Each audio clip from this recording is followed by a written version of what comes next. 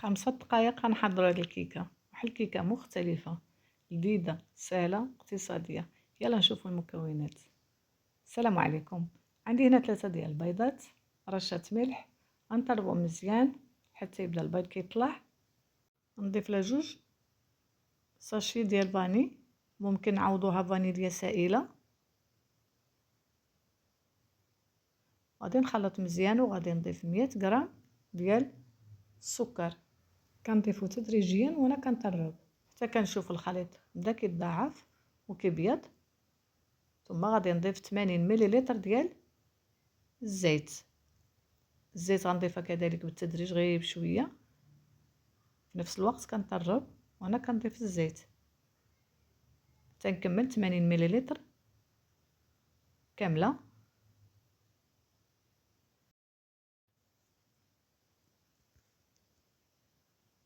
صافي هنا غنضيف المكون الرئيسي في هذه الكيكه اللي كيعطيها واحد اللذه يا سلام، بوفلون كراميل. غادي نضيفو ونخلط مزيان.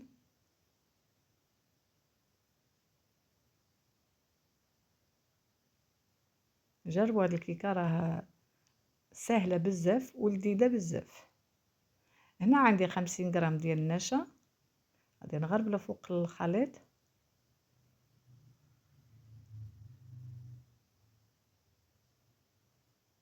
عندي 50 غرام ديال النشا وعندي 100 غرام ديال الدقيق، المجموع هو 150 غرام. ممكن الا ما كانش النشا نعملو 150 غرام كامله ديال الدقيق، ولكن كنفضل انا بهذه الطريقه هذه، يعني 50 غرام ديال النشا و100 غرام ديال الدقيق، لان كتجي الكيكه هشيشه وكتجي رطبه ومزيونه بزاف. صافي نخلط مزيان. غادي نغربل ديك 100 غرام ديال الدقيق كذلك فوق الخليط وانا كنخلط بالفوي. عندي هنا 2 خمارات من فئة 8 غرام، يعني 16 غرام في المجموع. غادي نغربلها كذلك فوق الخليط.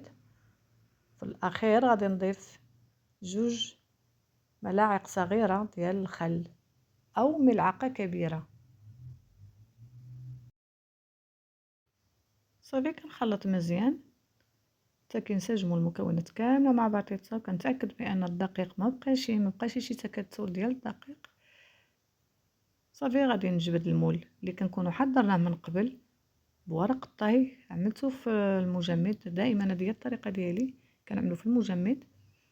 صافي غادي نجبدو المول، القطر ديالو 20 سنتيم. غادي نخوي فيه الخليط، غندخله الفران. طبعا شعلته من قبل، درجه الحراره 180 درجه. غادي نشعلها غير من الاسفل، ثم غادي نشعل من الفوق باش كتحمر. صافي ها هي الكيكه. ممكن تخليوها كما هي وممكن تزينوها على حسب الرغبه والاختيار. طبعا انا درت لها شويه الكراميل على سطح الكيكه، ثم شويه د اللوز مهرمش في الجوانب. ممكن تعملوا اي مكسرات بغيتو وممكن تخليوها كما قلت لكم كما هي. غادي نقطع معكم الطرف تشوفوا كيفاش كتجي من الداخل.